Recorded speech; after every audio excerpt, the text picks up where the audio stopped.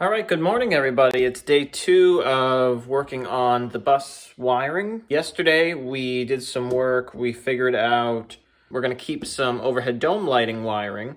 Half of it works, half of it doesn't. And I think I know why. I think there's a stuck circuit breaker. They just don't make repair manuals like this anymore. So I know exactly what I need. It's easy to decipher. It's just great. So we're going to get ourselves just a regular old 12-volt circuit breaker. They should have them right down at the parts store. And I think that's going to bolt right in for us, but this tells me the amperage I need, and it's labeled so I know which one to go after when I'm testing circuits. So this is an original maintenance manual for the GM coaches. Mine's the 4512. I don't remember if this book has a date. I mean, it says copyright 53, which of course is the bus we're talking about, so it could be an original 53 book, I'm not sure. So I already know from reading through earlier that on page 169, I believe it is. Yeah, see, page 167 is where we talk about electrical system. Look at that font. I mean, the paper is just really high quality. I mean, it's not thick, but it's durable, and it's so much nicer than stuff you get nowadays. And look at the descriptions here. Everything is really nice, and they tried really hard to make sure that everything was repairable and understandable for their mechanics and stuff. So when we get into all of the, circuits that are numbered and then labeled, and that corresponds to the numbers and labels on these panels right next to the driver's seat in the bus. So what we know for sure, what we think we know for sure, is that one of these circuit breakers right here is no good because I have no power coming from the wires to the switch for that overhead dome light. And if we go to the next page, we get a close-up view of the circuit breakers in question. And of course, they're labeled, which is phenomenal. So this bus bar is where power comes in. So this is your power feed to all the breakers.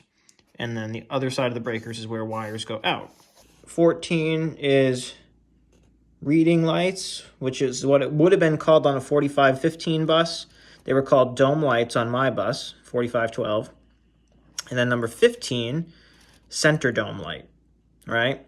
And again, that only says 4515, but I'm pretty sure that corresponds to my bus as well. But at least we know where to look. So it's going to be either 14 or 15, which is the first two circuit breakers on the bottom set.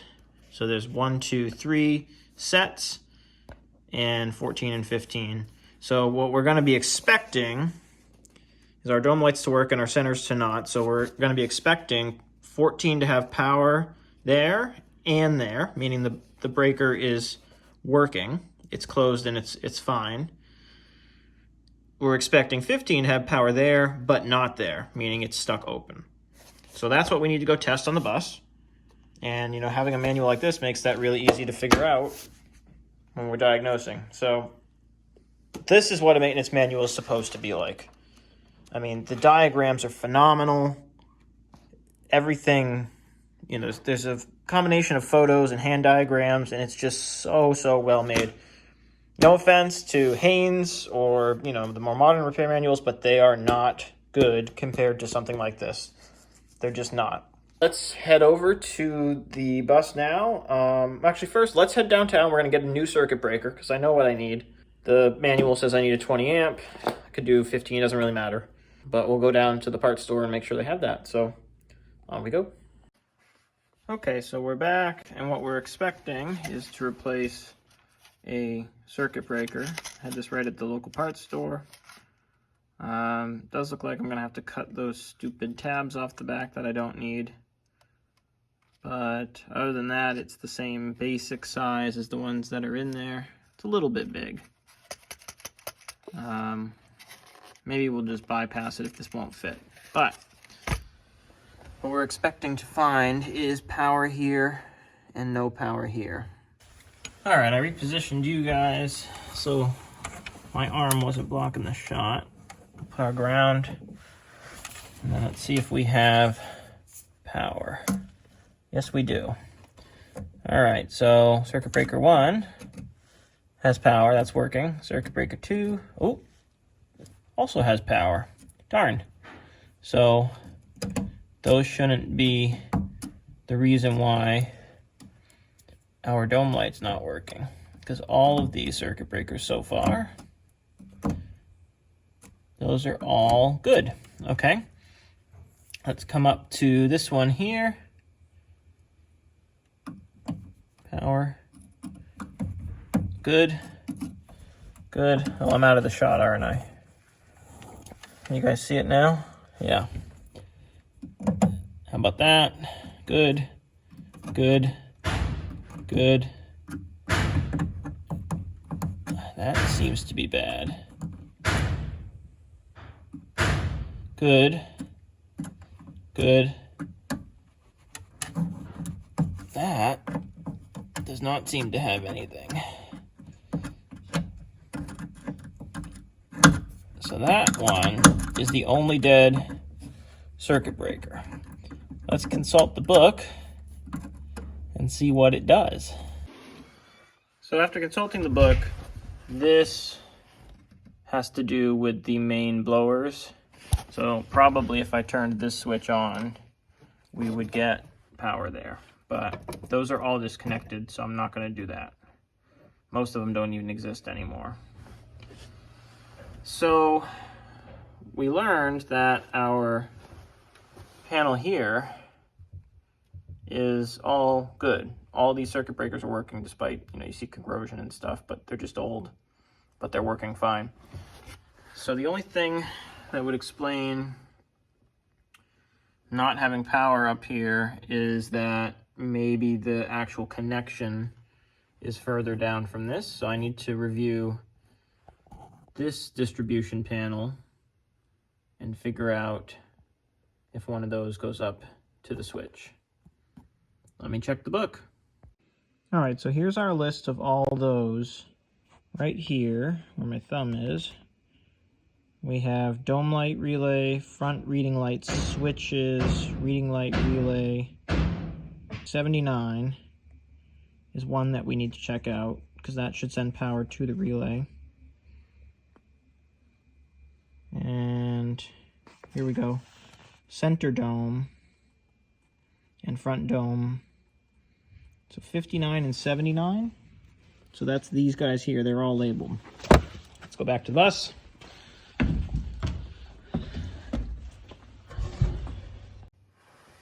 Okay, so you can see the numbers there. So 59. So unfortunately, one of these ones down the bottom, I think. Just a bunch of junk in the way. So they're going across 45, 46, 47 from left to right. Found it. There's 49. You see that? 59.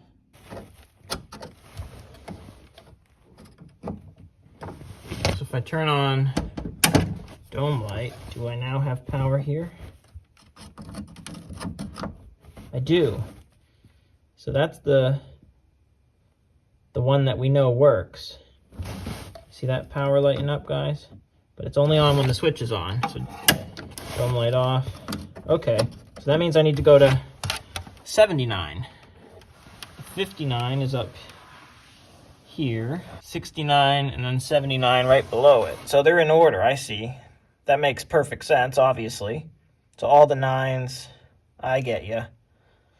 So we can just go straight down. So it's 59, 69, 79. So with the crappy dome light switch now on, the one that we think is broken, we need to see if we have power at this one. We do not. So what does that tell me? I think that tells me that the power runs through the switch, and I still have to replace the switch. But what we determined yesterday is that we didn't have any power at the switch even, right there. At least that's what I thought we determined. So we need to pull this panel back again and see if we were wrong about that. Maybe I just didn't have a good ground. I'm gonna turn the ignition off and carefully pull this panel back. Remember, we thought we heard some scary electrical noises the other day, so be very careful because the battery is plugged in right now. Yeah, see, I swear I'm hearing sketchy noises. I know I am. Oops. Just turned the ignition on. Yep, I'm definitely hitting stuff. I can hear it. It's freaking me out. Okay, can I rest it? Or are we gonna have sparks? Okay, it's resting. I have no sparks right now. Ignition's on. Check my bus bar down here. Yeah, I have good ground. So I should have power at one of these. I don't know why. Oh, I do. Okay. So the issue is definitely the switch. I thought I had no power at this post the other day, but I do have power. That was just a mistake. So the good news is we already have a new switch. So let's go disconnect the battery and replace that. Excellent. So if we do a quick test, I'm just going to put these two together shortly and put the screw through them. And without installing the new switch, we'll be able to see if we have power up in the ceiling. Okay? So I don't know if you guys could see what I was doing there. Hold on. So all I did was disconnect the switch and I put the two sides together. There's no bolt or anything. They're just touching. But it should be enough that when I then turn the ignition on, we should have power up at these. So I'm gonna go turn the battery on and then we'll come back and check. Okay, the ignition is still off, but the battery's hooked up. I'm gonna flip the ignition on, listen for scary noises.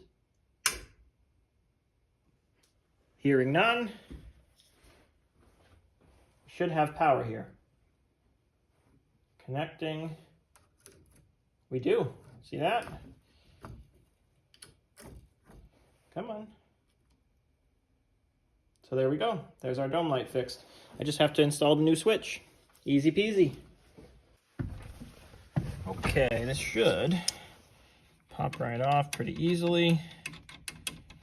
Too bad. This is actually a really nice switch, but I think because it had that jumper wire junk going to it, it must have shorted out at some point, because looking at it, I don't really see any water damage. So it had to be because of that crappy wiring. So there it is.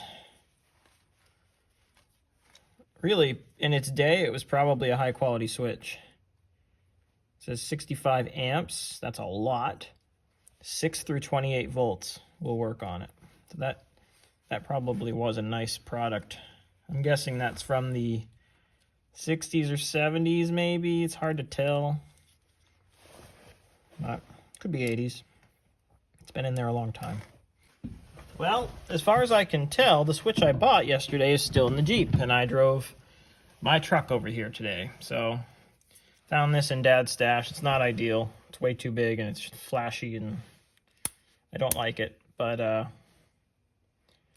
we'll hook it up and it'll be temporary. It's a very simple thing to do, so I'm not too worried about doing it again. I mean, obviously this panel in the future is going to be cleaned and, you know, put back together nicely. So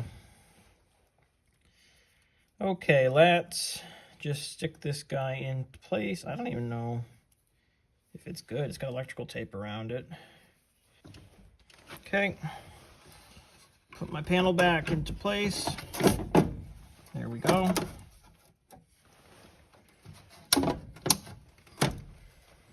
So definitely not nice, but functional. Okay.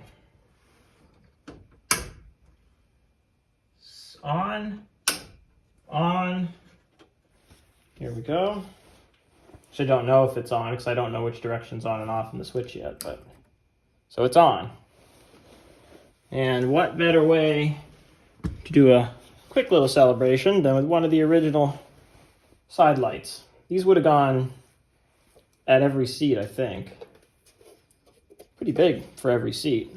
But anyway, let's see if we can get it to light up. I have no idea if it's got a good bulb in it. It doesn't seem like it. What if I just hold it by the wires? Well, that seems to have a bad bulb, unfortunately. Oh, darn. Looks like it's easy enough to check. So might as well check the bulb. I mean, come on. Let's have a little fun while we're at it. This is a pretty clever design. So you undo this screw, and it hinges the whole assembly away from what stays permanently mounted in the vehicle. And if I was going to guess, I'd say that bulb, it looks okay. Maybe I just wasn't getting a good connection here. All right, so we got one wire definitely connected. One wire. Come on. No, no go. Oh well, it was a fun project. So, what did we achieve? Let's make sure these still work. Yes, still work. So, what did we achieve? So it was actually a project I didn't expect to do because I was originally thinking I was just going to remove all these. But now we have overhead domes and we have side dome lights at the control panel, which will be a great feature, I think, when we're driving to light up the back of the bus. So again, I'm probably not going to use all these. I think there's just too many. I haven't decided, but there's 1, 2, 3, 4, 5. I guess it's not that many. There's 5 of them down the center. And I have how many to play with here? 1, 2, 3, 4, 5, 6, 7, 8, 9, 10. I have 20 total, all on the same switch that will be on the side domes. So those, I'm almost definitely not going to use that many. That's crazy. They're not going to have dimmers. They're not going to have any sort of control except for on and off. So if all of them are lit up, it might be a little excessive, especially driving down the road at night. So I'll probably do every other or every second one. If there's 10, that's an odd number, so oh well. But maybe I'll do 2 at the front and then every other one, so it's not a weird odd number. Okay, what's next? We discussed this heat has to come out. So that starts with removing this kick plate here by the door and these other little panels here to fully expose the pipe. So we got some work ahead of us to do that. On we go.